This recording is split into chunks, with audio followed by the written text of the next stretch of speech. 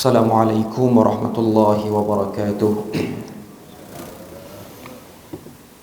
Innal hamdalillah nahmaduhu wa nasta'inuhu wa nastahdihi wa nastaghfiruh wa na'udzu billahi min shururi anfusina wa min sayyiati a'malina. Man yahdihillahu fala mudilla lahu wa man yudlilhu fala hadiya lahu. أشهد أن لا إله إلا الله وحده لا شريك له وأشهد أن محمدا عبده ورسوله. يا أيها الذين آمنوا اتقوا الله وقولوا قولا سديدا يصلح لكم أعمالكم ويغفر لكم ذنوبكم ومن يطع الله ورسوله فقد فاز فوزا عظيما. الحمد لله الذي بنعمته تتم الصالحات. ربنا آتنا من لدنك رحمة وهيئ لنا من أمرنا رشدا. اللهم آت نفسي تقواها وزكيها وأنت خير من زكاها أنت وليها ومولاها. الحمد لله, syukur pada Allah Azza wa Jalla kerana dengan rahmat dan juga limpah kurnia yang Allah Subhanahu wa taala berikan, dapat kita sama-sama berada dan berkumpul dalam majlis yang mulia pada pagi ini. Dan kita bermohon pada Allah supaya Allah taala tambah dan limpahkan kepada kita rahmat dan juga barakah bila mana kita berada dan berkumpul dalam majlis yang mulia ni, insya-Allah. Pertama sekali, seperti mana yang telah dimaklumkan, kuliah subuh khas pada hari ini tajuknya akan membincangkan tentang penawar hati, penawar petunjuk nabawi bagi hati. Dan insya-Allah pada pagi ini kita akan mendengar beberapa buah hadis yang saya ambil daripada kitab Sahih Al-Bukhari, daripada kitab Ar-Raqaiq. Bab Ar-Raqaiq ni ialah bab berkaitan dengan sesuatu ataupun perkara untuk melembutkan hati. Ar-Raqaiq mai pada perkataan riqqah, iaitu maksudnya lembut. Dan sebelum pada tu, suka untuk saya sebut dan peringatkan keberadaan kita dalam majlis yang mulia ni. Allah Subhanahu wa taala ingin memberikan kepada kita rahmat. Dalam hadis yang diriwayatkan oleh Al-Imam At-Tirmizi, kata Nabi sallallahu alaihi wasallam, Nabi kata, man ghada ila al-masjid la yuridu illa an yata'allama khairan aw yu'allimahu kana lahu ka ajri hajjan tamman hajjatahu. Maksud hadis tu, kata Nabi, man ghada ila al-masjid, sesiapa yang pergi ke masjid, keluar rumah pergi masjid, la yuridu illa an yata'allama khairan, tidak dia mahu daripada keluarnya rumah pergi ke masjid itu melainkan untuk belajar cari sesuatu yang baik, au yu'allimahu, ataupun mengajarkan kepada orang sesuatu yang baik, kana lahu ka ajri hajjin tamman hajjatahu, pahalanya ataupun ganjaran yang akan diterima ialah seperti satu orang yang mengerjakan haji, dan haji itu ialah haji yang sempurna, tidak berkurang daripadanya pahala. Jadi hadis ni merupakan saranan, dan kita berharap kita menjadi orang yang dapat bahagianlah daripada hadis ni.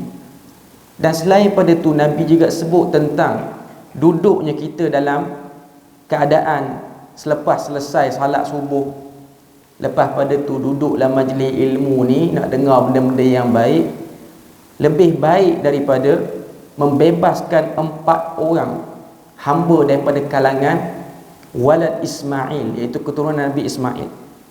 Hadis tu riwayat Abu Daud. Nabi kata, la an aq'uda ma'a qaumin yadhkuruna Allah ta'ala min salatil ghadah hatta tatlu'a asy-syamsu ahabbu ilayya min an a'tiqa arba'atan min waladi Ismail.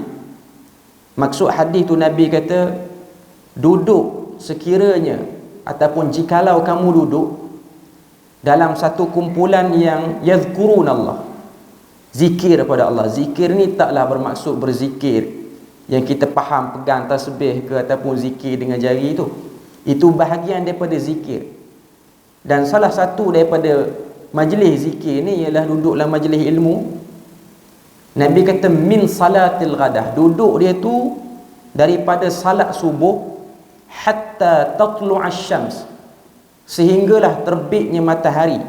Ahabbu ilayya min an a'tiqa arba'atan min waladi Ismail, lebih aku suka berbanding membebaskan 4 orang hamba daripada keturunan Ismail, yakni Nabi Ismail. Wala an aq'uda ma'a qaumin, dan sekiranya kamu duduk bersama satu kaum yazkurun Allah, zikir pada Allah, ingat pada Allah, min salatil asri, daripada salat asar, ila an taghruba syams, sehinggalah terbenam matahari, ahabbu ilayya min an a'tiqa arba'atan, lebih aku suka daripada membebaskan 4 orang hamba.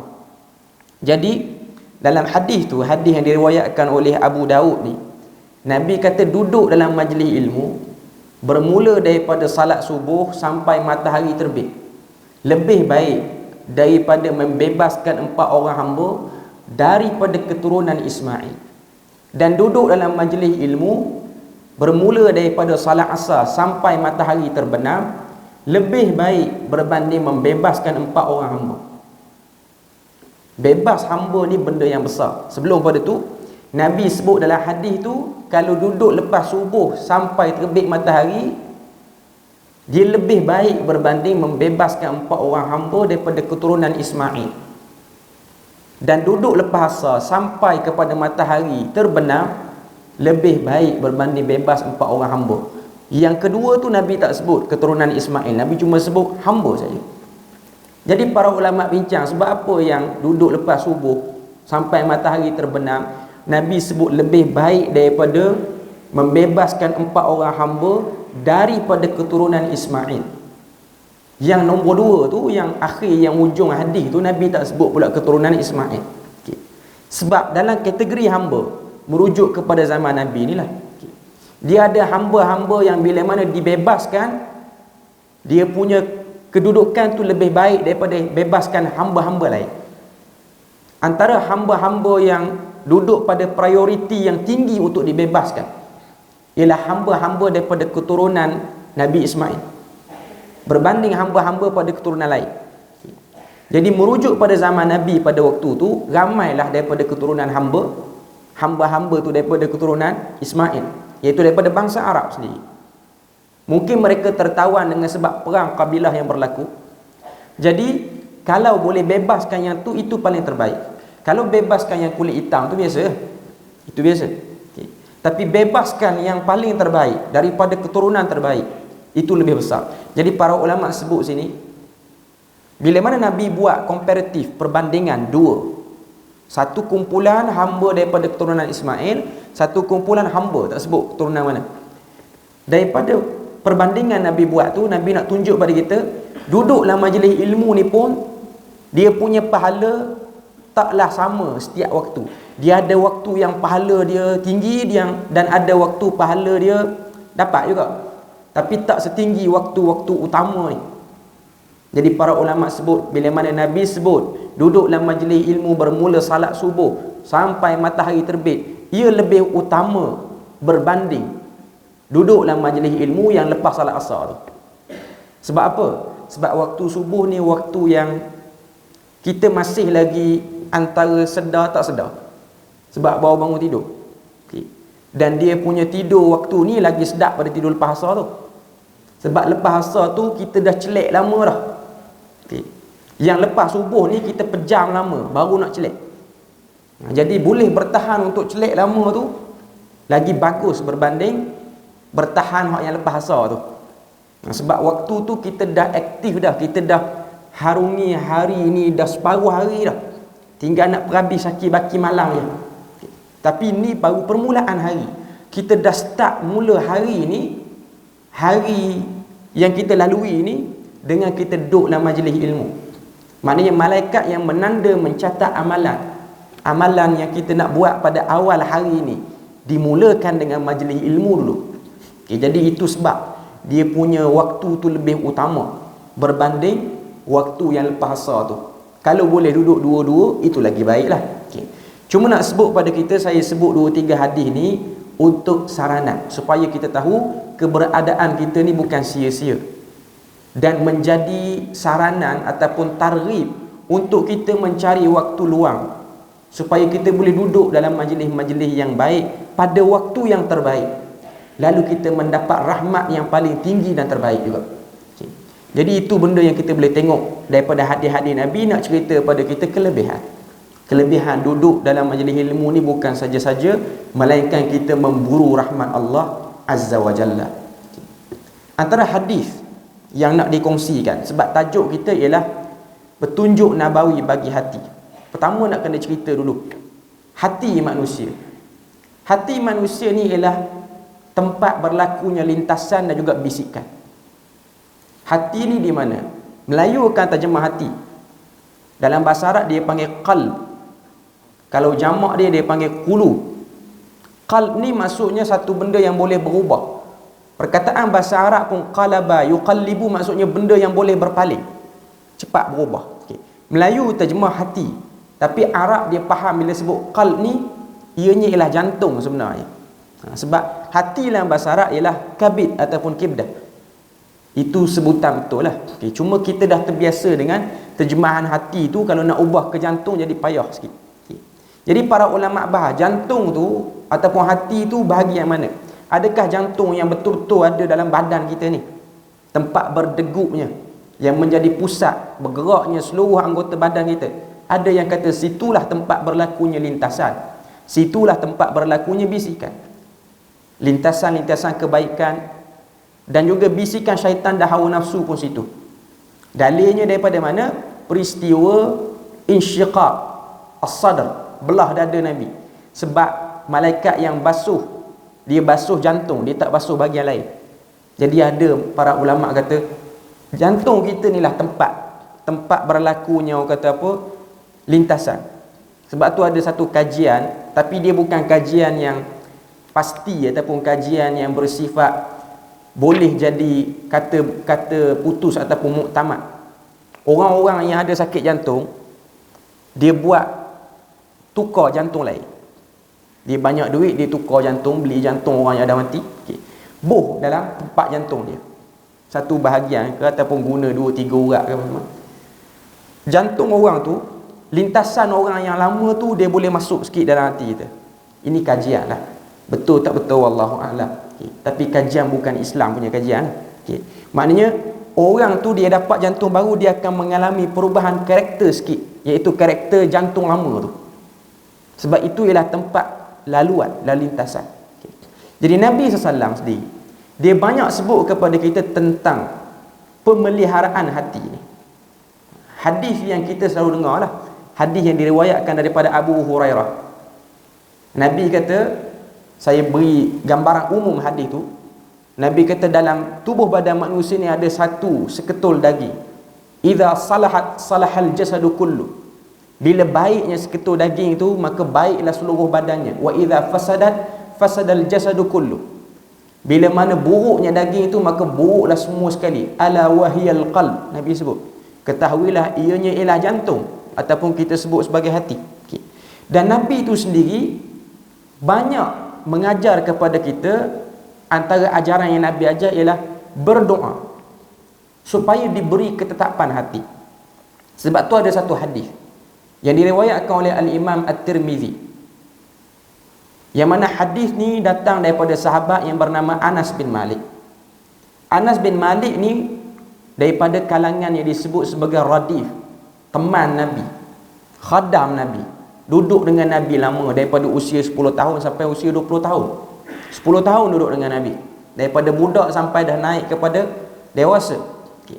Jadi dia banyak melihat apa yang Nabi suka ucapkan, apa yang Nabi buat, apa yang Nabi lakukan, itu dia yang selalu duduk tengok.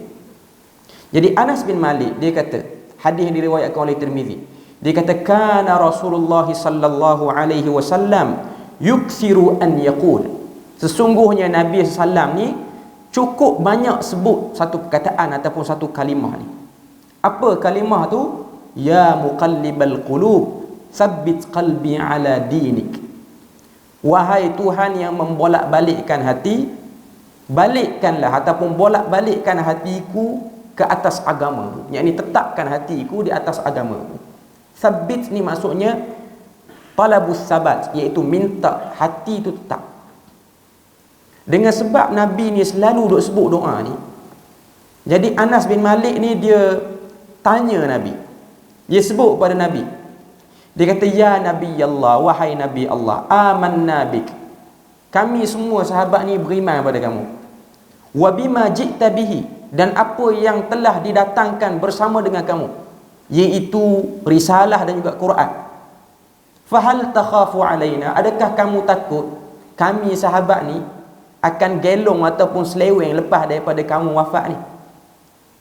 Soalan Anas bin Malik ni, dia macam nak sebut pada kita macam dia macam serabut pun mungkin ataupun rimah pun mungkin duk dengar Nabi duk baca hadis ataupun doa ni selalu. Macam Nabi ni takut benar kepada sahabat ni, takut-takut sahabat ni lepas pada dia wafat ataupun jauh pada pandangan mata dia, sahabat ni seleweng, tinggalkan agama, ikut benda-benda yang tak elok. Jadi beranilah Anas bin Malik ni tanya Nabi, fahal takhafu alaina, wahai Rasulullah, kami beriman pada kamu, kami beriman dengan apa yang kamu bawa. Kamu takut ke kami ni tak beriman? Kamu dah tengok sebahagian pada kami ni ada yang hancur tubuh badan kerana perang, ada yang dah mati pun kerana perang. Takut lagi ke? Nabi jawab, na'am. Muslimin muslimat yang dirahmati Allah sekalian, kita boleh bayang Nabi ni dia boleh jawab lagu tu pada sahabat. Bila mana Anas bin Malik tanya, takut ke kami ni, hati kami ni akan seleweng? Takut ke? Nabi kata, ya, aku takut. Nabi takut ni pada generasi pertama, bukan umat akhir zaman. Nabi takut ni pada generasi pertama. Lalu Nabi kata dalam hadis tu, Nabi kata, innal quluba, sesungguhnya hati manusia ini, baina isbi'aini min asabi'illah, berada di antara dua jari daripada jari-jari Allah Azza wa Jalla. Hadis ni hadis mutasyabihat, yang pastinya jari Allah bukan macam jari kita lah. Kita isbat benda ni duk ada, okay. Cuma kita tidak takyifkan macam mana jari dia, okay. Yuqallibuha kaifa syaa, Allah Ta'ala lah yang membalikkan hati manusia itu ke arah mana yang dia nak. Maknanya kita boleh bayang Nabi ni dia jawab lagu tu, dia kata lagu tu, dia kata kepada Anas bin Malik ni, dia kata, ya, aku memang takut hati kamu semua ni boleh seleweng. Aku takut, aku bimbang dengan benda tu. Sebab hati manusia ni dia boleh berpaling sekejap, dia terpengaruh dengan apa benda, dia boleh tukar pilihan dia. Jadi kita boleh bayang dalam hadis ni, dalam doa yang Nabi duk ajar ni, yang Nabi duk selalu buat ni, Nabi minta, ya muqallibal qulub, tsabbit qalbi ala dinik. Wahai Tuhan yang membolak-balikkan hati, bolak-balikkan hatiku ke arah agama, tetapkan hatiku ke arah agama. Kita semua setuju di sini. Kalau kita tanya hati mana yang paling dekat dengan Tuhan, kita akan kata hati Nabi, jantung Nabi yang paling dekat dengan Tuhan. Mustahil Nabi ni dia lupa pada Tuhan, sesaat pun dia tak akan lupa. Tapi dia sendiri pemilik kepada hati yang paling bersih itu, duk baca selalu doa ni, duk sebut selalu doa ni. Jadi kita yang lebih jauh daripada sahabat Nabi, lebih jauh daripada tabi'in, lebih jauh pada tabi'ut tabi'in, lebih jauh daripada zaman-zaman orang-orang yang hebat, kita ni akhir zaman dah. Kalau Nabi duk hidup zaman sekarang, Nabi lebih bimbang lagi kita ni. Kalau Nabi bimbang pada sahabat, sahabat telah buktikan dia tolong agama tu. Ada sahabat yang mati berperang kerana agama, ada sahabat yang gadai nyawa, habis harta kerana agama. Nabi dah tengok dengan mata kepala Nabi. Maknanya Nabi boleh beri cop dah kepada sahabat ni, mereka confirm beriman. Tapi bila mana Anas tanya, takut ke kami ni seleweng hati? Nabi jawab, na'am, takut. Maknanya Nabi lebih takut kepada umat akhir zaman, hati dia seleweng. Nak sebut pada kita, bab penjagaan hati ni luar biasa Nabi beri penekanan. Nabi beritahu kepada kita, Nabi beri maklumat pada kita. Hatta banyak ayat Quran turun menceritakan tentang bagaimana manusia menguruskan hati. Jadi pada pagi ini saya nak sebut kepada ahli jemaah muslimin muslimat yang ada sekalian, satu ayat dalam surah Ibrahim ayat yang ke-7. Allah Ta'ala sebut, ayat ni pun kita biasa dengar. Wa iz ta'azzana rabbukum la in syakartum la azidannakum wa la in kafartum inna azabi lasyadid. Wa iz ta'azzana rabbukum, dan ingatlah ketika mana Tuhan kamu menyeru, la in syakartum, demi sesungguhnya kalau kamu wahai sekalian hamba-Ku bersyukur, la azidannakum, aku akan tambah kepada kamu nikmat-Ku. Wala in kafartum, dan sekiranya kamu ini kufur kepada nikmat-Ku, inna azabi lasyadid, sesungguhnya azabku itu amatlah keras dan tidak dapat diduga dahsyatnya azab tu. Daripada ayat ni para ulama sebut, ayat ni nak cerita pada kita antara sebab manusia dia pandai bersyukur dan dia kufur pada nikmat Tuhan ialah dia gagal dalam menguruskan hatinya. Bila mana dia gagal menguruskan hati, maka dia boleh terjatuh ke lembah kufur. Salah satunya ialah kufur nikmat. Dan antara sebab seseorang tu dia jadi payah nak bersyukur, dalam Quran ayat lain Allah Ta'ala sebut, wa qalilum min ibadiyasy syakur, dan amat sedikitlah daripada kalangan hamba-hamba Aku ni yang pandai bersyukur. Tuhan sebut lagu tu dalam Quran nak beritahu pada kita, hati yang liar ini akan menjuruskan kita ke arah kufur nikmat. Hadis yang disebutkan oleh Al-Imam Al-Bukhari dalam kitab dia Sahih Bukhari, dalam Babur Raqa'iq, dia mulakan kitab Ar-Raqa'iq ni dengan satu hadis yang kita pun mungkin selalu dengar hadis ni lah, iaitu hadis yang berbunyi daripada Ibnu Abbas radhiyallahu anhuma, ni'matani maghbunun fihima katsirun minan nas, dua nikmat yang dilupai, dilalaikan ataupun tak dipedulikan. Maghbun maksudnya tak perasan. Sebab apa tak perasan? Hari-hari duk dapat yang tu, tak perasan. Katsirun minan nas, kebanyakan manusia tak perasan benda ni. As-sihhatu wal faragh, kesihatan dan masa lapang. Sihat tubuh badan dan juga banyak waktu lapang ni menyebabkan seorang manusia tu dia jadi lupa, tak pandai bersyukur. Tak pandai bersyukur kepada Tuhannya. Sebab tu tadi kita solat subuh, imam rakaat kedua baca satu surah yang ke-100 dalam Quran, iaitu surah Al-Adiyat. Surah Al-Adiyat ni dia memang highlight terang bagi kita problem manusia yang jadi tak pandai bersyukur ni, yang boleh pergi kepada penyakit yang lebih dahsyat, kufur. Bukan setakat kufur nikmat, kufur kepada ketuhanan dan keesaan Tuhan, boleh pergi ke arah tu.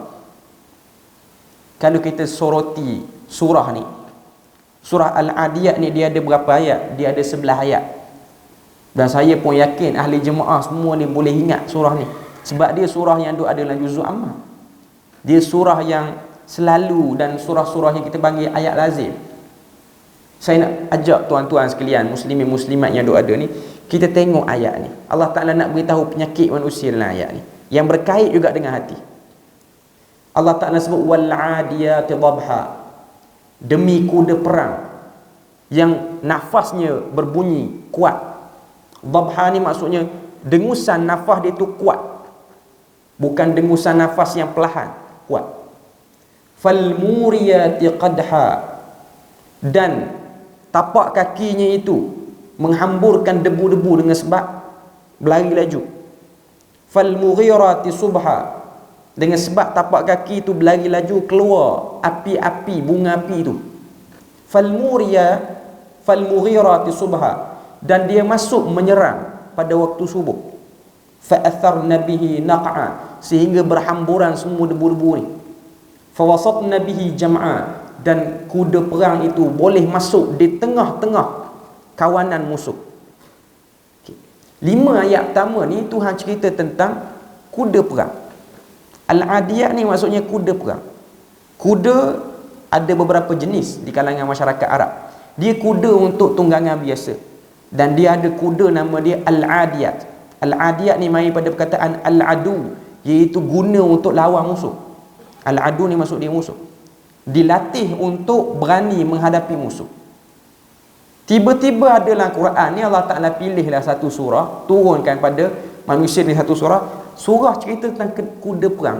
Apa signifikan ataupun apa yang Tuhan nak beritahu pada surah ni?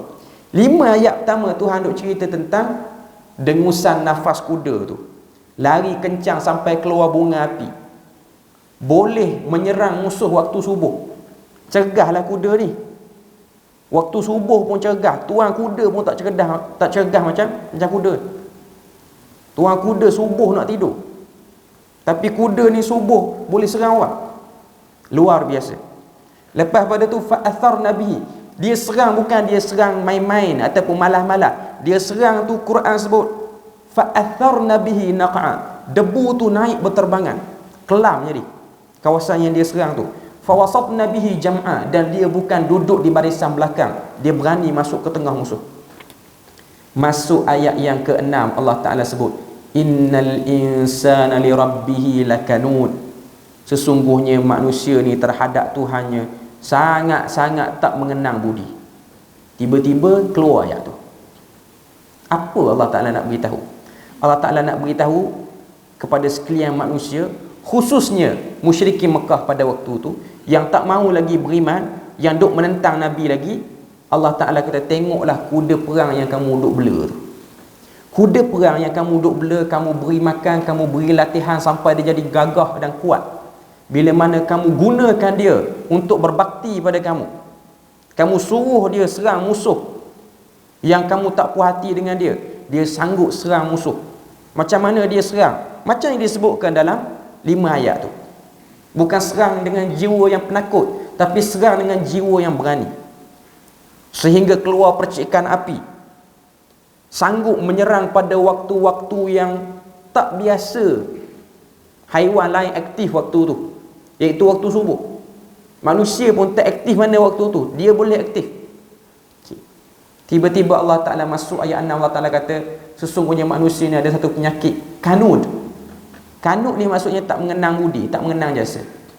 Allah Ta'ala nak beritahu, wahai sekalian orang Arab dan juga orang yang baca ayat ni, malulah kamu pada kuda yang kamu duk pelihara dia. Kuda tu tak kena beban dosa pahala pun, tapi bila mana diminta untuk balas budi, dia boleh balas budi kepada orang yang jaga dia, sehingga dia boleh buat serangan pada waktu-waktu yang tak disangka, dan dia mampu menunjukkan keberanian dia. Malu kamu pada kuda, sedangkan kamu terima nikmat Tuhan lagi banyak daripada kamu beri nikmat kepada kuda tu. Kuda yang tak berakal, kuda yang tak kena tanggungjawab dosa pahala tu, bila mana diminta berbakti, pembaktian dia yang dia buat kepada Tuhan dia luar biasa. Manusia yang terima nikmat banyak daripada kuda, banyak nikmat yang Tuhan beri pada dia, bila mana Tuhan suruh berbakti dengan cara tauhidkan dia, tak boleh. Problem manusia. Jadi ini Allah Ta'ala nak beritahu kepada kita apa sebab jadi lagu tu. Sebabnya ialah terpedaya dengan nikmat yang Tuhan beri. Sebab tu ada ayat yang dalam Quran Allah Ta'ala sebut, ya ayyuhal insan ma gharraka bi rabbikal karim. Wahai manusia, apakah yang menyebabkan kamu ni boleh engkar pada aku? Adakah kerana dengan sifat pemurahnya aku? Sebab tu kalau kita tengok kisah keengkaran manusia ni, manusia-manusia yang engkar, macam mana dia boleh engkar pada Tuhan? Dia tak mahu tunduk pada Tuhan. Adakah dia daripada kalangan makhluk Tuhan yang kurang dapat nikmat? Bukan. Kita tengok kaum Ad, kaum Samud, kaum Nabi Shu'aib. Ini kaum-kaum yang hebat. Kaum Ad, kalau kita baca sejarah, ianya ialah kaum yang paling besar, spesies manusia paling besar. Kita buka kitab Al-Bidayah wan Nihayah oleh Al-Imam Ibn Kathir, yang tulis tafsir Ibn Kathir. Dia bawa kepada kita beberapa riwayat menyifatkan saiz kaum Ad. Kaum Ad ni orang dia, lelaki ke perempuan, ketinggian normal dia berapa? 100 hasta, 60 hasta. Sama tinggi dengan Nabi Adam. 60 hasta ni besar mana tuan-tuan? Bangunan sekolah tu 4 tingkat tu, 5 tingkat, okey, tu saiz kaum Ad. Hebat kaum Ad ni. Kaum Ad bukan kurang dapat nikmat, bukan OKU semua kaum tu. Kaum tu ialah kaum yang hebat. Tapi boleh lawan Rasul dia. Bukan setakat lawan Rasul, lawan Tuhannya lagi. Apa Allah Ta'ala beri pada kaum tu? Dengan sihat tubuh badan apa semua, Allah Ta'ala cerita kehancuran. Allah Ta'ala tak cerita kehebatan dalam Quran. Allah Ta'ala highlight sikit je, mereka ni kaum yang besar tubuh badan apa semua. Tapi besar tubuh badan pun jenis kanut juga, jenis tidak mengenang jasa juga. Akhirnya yang kita dapat daripada cerita mereka ialah cerita kehancuran. Kita pergi pula kepada kaum Samud, kaum Nabi Saleh. Adakah kaum Nabi Saleh ni kaum yang mundur? Tak. Kaum Nabi Saleh kaum yang hebat. Hari ni kalau kita pergi di Al-Ula, Al-Ula ni di Arab Saudi, kawasan tu ada tempat nama dia Madain Saleh. Madain Saleh ni tempat kota kaum Nabi Saleh, kaum Samud lah. Di situ ada beberapa tinggalan tempat-tempat, bangunan-bangunan yang ditarah di bukit. Yanhituna minal jibali buyuta. Quran sebut pandai hebatnya kaum Samud ni, mereka boleh arkitekkan bukit tu jadi rumah. Maknanya mereka boleh design bukit jadi rumah. Hebat. Dikatakan sebahagian riwayat sebut, riwayat Ibn Katsir kata, Madain Saleh dulu ada sekitar 1,400 buah bandar di kawasan tu. Hari ni kita pergi Madain Saleh, apa yang ada? Padang pasir saja. Tak ada apa. Tuhan ranakkan semua sekali. Yang tinggal pun monumen kecil. Monumen kecil tu pun, kata pengkaji sejarah, ianya ialah kubur. Nak tunjuk pada kita apa? Akhirnya yang kekal ialah kubur. Bangunan yang hebat hancur begitu sahaja. Nak tunjuk kepada kita apa? Apa sebab dia jadi engkar pada Tuhan? Lebih nikmat. Terlebih nikmat ni menyebabkan manusia jadi samar. Sebab tu nikmat yang kita dapat pada Tuhan ni, kalau kita tak dapat urus dengan baik, dia akan beri problem pada hati untuk melihat nikmat tu. Kalau kita baca Quran, surah Kahfi ni dia banyak cerita. Dia cerita, mula-mula cerita Ashabul Kahfi lah, 7 orang pemuda tu. Kemudian dia pindah kepada cerita Ashabul Jannatain, lelaki yang ada 2 kebun. Apa jadi pada lelaki itu? Terpedaya dengan 2 kebun tu, sehingga dia pergi pada tahap dia tak percaya Tuhan ni ada. Dia boleh pergi pada tahap tu. Okay. Nak sebut kepada kita, balik pada hadis yang kita baca tadi, Nabi kata ni'matan maghbunun fihi ma katsirun minan nas. 2 nikmat yang manusia ni tak hirau, ialah kesihatan dan juga waktu lapang. Nabi tak sebut dalam ni wang ringgit ke apa semua, Nabi tak sebut harta banyak. Nabi sebut sehat dan waktu lapang. Sebab dengan sehat dan waktu lapang itulah manusia dia boleh buat something, sesuatu dalam hidup dia. Dengan sehat itulah dia boleh buat banyak, kumpul duit banyak apa semua. Sebab tu Quran balik pada surah Al-Adiyat, Allah Ta'ala kata innal insan li rabbihi lakanut. Manusia ni terhadap Tuhannya sangat-sangat tak mengenang budi.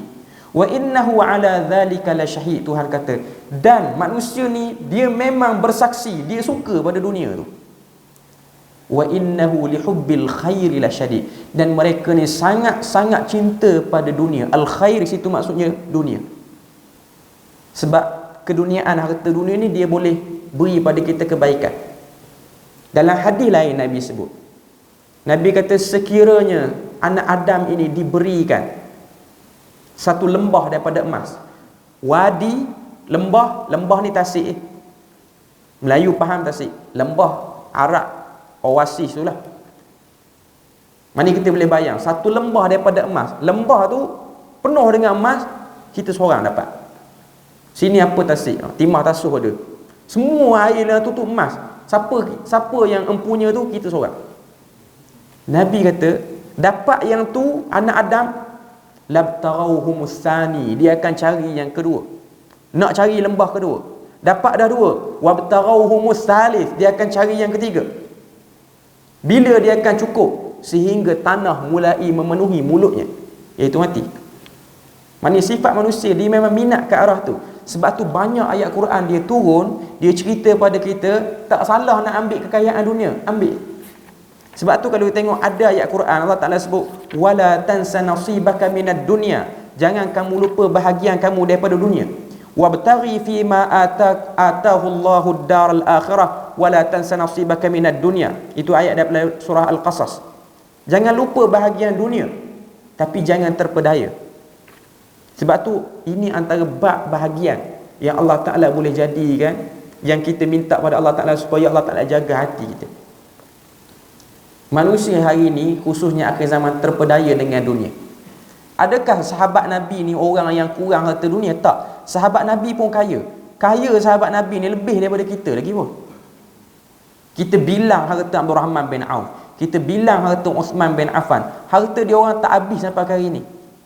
Tapi dengan banyaknya harta tidak menghalang mereka menjadi top 10 syurga juga. Jadi atas dunia ni dia ada cerita orang tenggelam dengan nikmat dunia, cerita orang tak tenggelam dengan nikmat dunia walaupun dia kaya.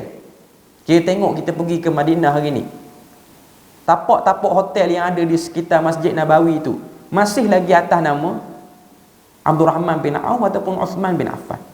Dua tu. Maknanya pemilik geran tanah tu kawan tu, dan harta dia orang tu 1000 tahun lebih kekal, dan tidak menghalang dia orang untuk jadi sahabat Nabi yang baik, Muslim yang baik, bahkan jadi ahli syurga lagi pun. Maknanya bukan salah pada harta tu, salah hati yang mengurus harta tu. Dia bukan, ada orang dia kata kita tak boleh duit banyak. Bukan masalah duit banyak, sebab kita akan tengok ada orang yang tak ada duit pun hati dia problem. Sebab tu Nabi sebut, sebab tu Ali bin Abi Talib dia sebut, ju'ilatid dunya li arba'ah. Dunia ni dijadikan kepada 4 golongan. Ni kata-kata asar daripada Sayyidina Ali. Sayyidina Ali kata, yang pertama, dunia ni dijadikan untuk orang yang kaya dan dia guna kekayaan dia untuk infak kepada jalan yang benar. Ini orang yang terbaik, kumpulan yang terbaik. Kemudian Ali bin Abi Talib kata, kumpulan yang kedua, dia tak kaya, dia tengok orang kaya, dia niat dalam hati dia, kalau aku kaya aku akan infak di jalan Allah lebih daripada orang kaya tu buat. Dia ada niat tapi dia tak kaya, tapi hati dia kaya. Hati dia kaya dengan perasaan yang baik. Kemudian yang ketiga kata Ali bin Abi Talib, orang yang kaya dan dia telah guna kekayaan dia untuk maksiat. Apa maksiat yang ada atas dunia semua dia buat. Dia guna kekayaan dia. Ini golongan yang teruk. Dan yang keempat kata Ali bin Abi Talib, yang paling teruk, dia tak kaya pun, dia miskin, bahkan mungkin fakir.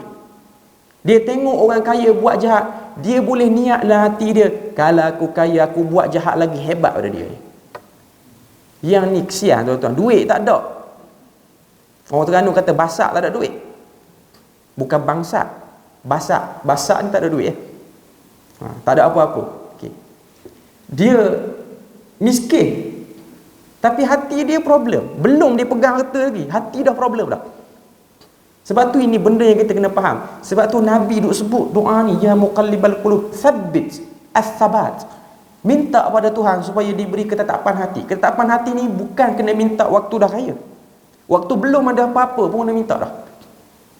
Sebab kita tak tahu lintasan-lintasan yang berlaku. Sebab tu kata Abdullah bin Mubarak, kam min amalin kabir, berapa banyak daripada amal yang besar di mata manusia jadi kecil di sisi Tuhan kerana hati, dan berapa banyak amalan yang kecil di mata manusia jadi besar di sisi Tuhan pun kerana hati, lintasan hati. Sebab tu kau tengok Nabi sebut benda-benda ni. Jadi kita isilah hati kita ni dengan benda-benda kebaikan. Sebab tu kalau kita tengok antara hadis yang diletakkan oleh Al-Imam Al-Bukhari dalam Kitabur Raqaiq, dalam kitab di Sahih Bukhari ni, ialah doa Nabi. Selain pada doa yang muqallibal qulub ni, iaitu Anas bin Malik pun dia sebut, dia kata Nabi ni dia pernah berdoa, Allahumma la aisha illa aishul akhirah. Wahai Tuhan, tidak ada kehidupan melainkan kehidupan akhirat. Nabi duk ulang doa ni. Tujuan dia apa? Duk peringat pada kita ni, duk hidup atas dunia ni, sedap duk hidup atas dunia ni, banyak nikmat duk ambil, kena ingat ada lagi tempat kita nak pergi. Lepas tu Nabi sambung doa tu, Nabi kata fa aslih al-ansar wal muhajirah, engkau baikilah orang-orang ansar dan orang muhajirin, supaya orang ansar dan muhajirin ni tidak samar dengan nikmat. Sebab kau tengok bila mana orang ansar dia tengok orang muhajirin boleh balik ke Mekah, kan? Bila mana kita tengok peristiwa pembukaan kota Mekah tahun ke-8 Hijrah, Nabi buka kota Mekah, dengan kumpulan orang Islam yang ramai, sehingga Abu Sufyan takut, orang-orang kafir pun takut tu. Bila mana waktu tu Islam mulai kuat, orang Muhajirin dapat balik semula ke Mekah, orang-orang yang asal pada Mekah tapi berhijrah ke Madinah. Jadi pada waktu tu ramailah yang dulu kafir masuk Islam. Bila mana mereka ni masuk Islam, Nabi ni dapat ghanimah banyak, harta rampasan perang banyak. Nabi bedak bagi kepada orang-orang Muhajirin. Nabi bedak bagi pada orang Muhajirin. Jadi orang Ansar ni dia dapat juga tapi tak banyak. Pada waktu tu dia ada bibit sikit, dia ada orang kata apa, orang Ansar ni dia macam terasa, dia kata, oh, Nabi bagi lebih pada orang kampung dia, tak bagilah kat kita. Ni nak beritahu pada kita, yang duk cakap lagu ni sahabat Nabi. Dia tengok harta banyak, Nabi bagi orang lain. Kalau kita akhir zaman ni dahsyat lagi, kok tak puas hati. Cuma zaman Nabi tu dia tak gamak nak tegur Nabi direct. Sehinggalah benda tu sampai di telinga Nabi. Sahabat-sahabat Muhajirin beritahu orang Ansar ni macam kecewa, macam merajuk dah sikit. Sebab banyak harta rampasan perang Nabi bagi kepada Muhajirin dan juga bagi kepada yang baru masuk Islam ni. Sehinggalah Nabi terpaksa kumpul orang Ansar di satu kawasan hujung kota Mekah. Dan Nabi berkhutbah sehingga seluruh orang Ansar menangis. Dalam khutbah Nabi tu Nabi sebut, apakah harta yang lebih baik dibandingkan aku balik bersama kamu ke Madinah? Harta apa yang lebih baik lagi? Sebab Nabi pada waktu tu, Nabi tu sendiri dia tidak ada rasa nak duduk di kampung dia, walaupun dia boleh buka kampung dia tu. Nabi tawarkan kepada orang Madinah, apakah yang lebih kamu nak sekiranya aku beritahu aku akan balik bersama kamu ke Madinah? Aku tak akan duduk kekal sini. Baru orang Ansar tahu itu ujian daripada dunia. Tengok sikit. Dan sebelum pada tu dalam perang Uhud lebih dahsyat. Kecintaan kepada ghanimah yang belum dibahagikan mengakibatkan kekalahan orang Islam. Itu benda yang kita boleh tengok. Kalah kerana terpedaya. Terpedaya dengan apa? Terpedaya dengan pedang, busur, panah, anak panah. Bukan duit ringgit tu waktu tu. Baju besi, bukan uncang-uncang emas yang sahabat duk tengok. Sahabat duk tengok benda-benda senjata yang baru. Sehingga mereka rasa seronok. Sebab nampak pusingan pertama tu macam kita menang, sehingga dah tak ingat dah arahan Nabi. Sebab tu nak sebut pada kita, dunia ni dia ada kesan sampingan dia. Bila mana kita berinteraksi dengan dunia banyak sangat. Sebab tu Nabi duk sebut doa ni, Allahumma la aisha illa aishul akhirah. Wahai Tuhan, tidak ada kehidupan melainkan kehidupan di akhirat. Nak beritahu pada kita apa? Kehidupan akhirat itulah fokus kita. Sebab tu Nabi duk doa selalu yang tu. Dan antara doa Nabi yang kalau kita tengok, Anas bin Malik meriwayatkan, dia kata antara doa Nabi yang Nabi selalu sebut selain daripada ya muqallibal qulub, selain daripada Allahumma la aisha illa aishul akhirah, antara doa Nabi yang Nabi selalu sebut ialah dalam surah Al-Baqarah ayat 201. Doa ni saya rasa semua dalam masjid ni pernah dengar doa ni. Rabbana atina fid dunya hasanah wa fil akhirati hasanah wa qina azabannar. Doa ni simple. Sebab apa? Kita selalu dengar doa ni. Tapi doa ni kuat sebenarnya. Tapi dengan sebab kita selalu sebut dan kita pun dah jadi satu amalan, bila dengar orang berdoa Rabbana atina fid dunya hasanah, kita pun dah faham doa nak habis. Kita tak nampak doa tu kuat, kita nampak nak selesai dah berdoa. Boleh dah. Tengok-tengok lauk apa nak makan kalau jenis nak buat makan. Okay. Sebab petanda setengah-setengah orang dia baca doa panjang. Lantik satu orang macam panjang doa. Yang panjang tu tak peduli apa pun. Dia nak tunggu dekat Rabbana atina sebab tahu itu petunjuk doa nak habis. Tak rasa. Tapi dalam doa tu kalau tengok Nabi sebut Rabbana atina fid dunya hasanah. Wahai Tuhan, berilah kepada kami kebaikan di dunia. Wa fil akhirati hasanah, dan kebaikan di akhirat. Wa qina azabannar, hindari kami daripada api neraka. Para ulama sebut dalam doa ni satu bahagian dunia, dua bahagian akhirat. Maknanya Nabi cuba highlightkan situ, fokus pada akhirat. Bahagian dunia yang mana atina fid dunya hasanah, itu bahagian dunia. Kita pun fahamlah sebab ada sebut perkataan dunia situ. Lepas tu wa fil akhirati hasanah wa qina azabannar. Dua bahagian. Dan beri pada kami di akhirat kebaikan dan jauhkan kami ni daripada api neraka. Dua bahagian akhirat Nabi sebut. Satu bahagian dunia. Nak sebut kepada kita bahawasanya Nabi ajar kecenderungan kepada akhirat tu.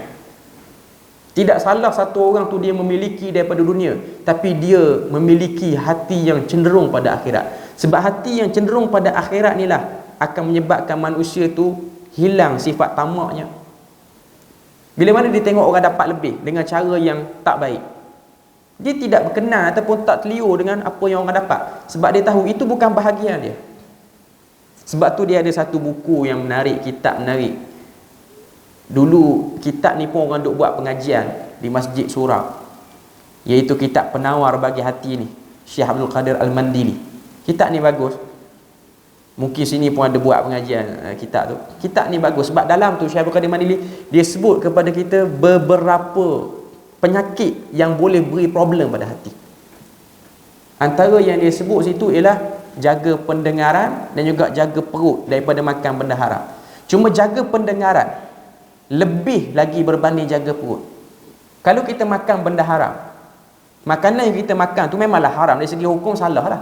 Cuma makanan tu dia akan buang lah nanti. Okay. Cuma kalau kita selalu dengar benda yang haram, dengar benda haram ni dia boleh lekat lama berbanding makan benda haram. Makan benda haram habis, kita buang hajat apa semua, hilang benda haram tu. Okay. Tapi dengar benda haram ni terlekat, kadang-kadang dahsyat, terlekat sampai ke mati. Dengar benda-benda yang sia-sia, benda-benda yang tak elok, tapi dengar. Benda tu boleh ganggu hati kita untuk terima benda-benda yang baik. Jadi itu perkara-perkara yang kita boleh tengok daripada bab bagaimana menguruskan hati. Sebab tu kalau kita tengok Nabi dia ajar pada kita doa. Doa tu ringkas.